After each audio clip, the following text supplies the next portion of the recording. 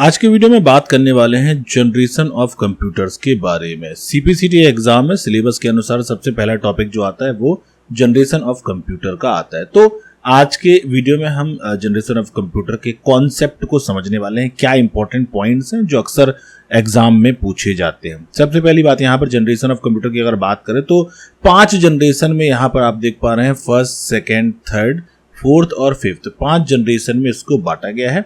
सबसे पहले बात कर लेते हैं फर्स्ट जनरेशन की। फर्स्ट जनरेशन की अगर बात करें तो यहाँ पर आप देख पा रहे हैं 1940 से लेकर 1956 ये जो टाइम पीरियड है ये है फर्स्ट जनरेशन को। जो आपको याद रखने वाले पॉइंट्स है वो मैं आपको मुख्य रूप से यहाँ पर बताने वाला हूँ। 1940 से लेकर 1956 तक का जो टाइम पीरियड है वो फर्स्ट जनरेशन कहलाता है। इसको आपको याद रखना है। फर्स्ट जनरेशन में जो टेक्नोलॉजी यूज होती थी वो थी वैक्यूम ट्यूब्स।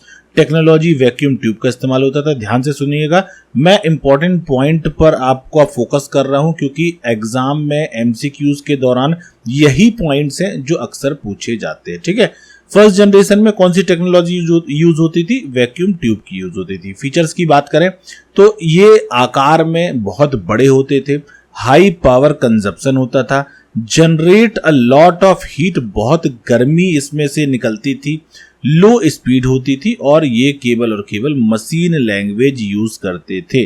फर्स्ट जनरेशन में किस लैंग्वेज का प्रयोग होता था? आंसर है मशीन लैंग्वेज का प्रयोग होता था। एग्जाम्पल देखें, एनिएक, यूनिवैक 1 और एडसेक। अगर क्वेश्चन आया कि एनिएक जो है वो किस जनरेशन का कंप्यूटर है तो आपको पता होना चाहिए फर्स्ट जनरेशन का कंप्यूटर है।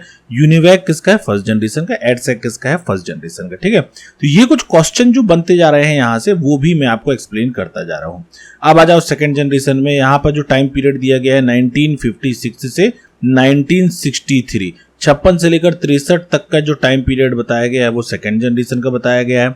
यहाँ पर ट्रांजिस्टर का इस्तेमाल होने लगा था एज अ टेक्नोलॉजी।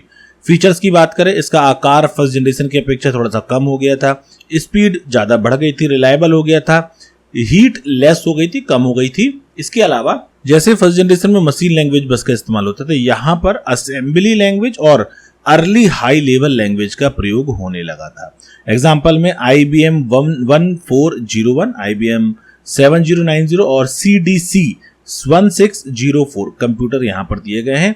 मुख्य रूप से इसका इस्तेमाल बिजनेस डेटा प्रोसेसिंग और साइंटिफिक एप्लीकेशंस के लिए किया जाता था। अब बात करते हैं थर्ड जनरेशन की। 1964 से लेकर 1971 के बीच का जो टाइम पीरियड दिया गया है ये थर्ड जनरेशन के लिए है। यहाँ पर टेक्नोलॉजी की बात करें तो IC यानी कि इंटीग्रेटेड सर्किट का इस्तेमाल होता था। Smaller size, faster and more reliable हो गए थे, लेस पावर कंजप्शन हो गया था, इसमें हाई लेवल लैंग्वेज का प्रयोग होने लगा था।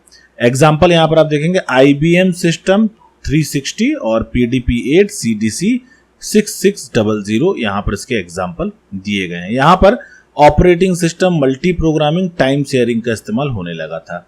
फोर्थ जनरेशन की बात करते हैं, 1971 टू प्रेजेंट जो यहाँ पर दिया गया टाइम पीरियड वो फोर्थ जनरेशन का दिया गया है।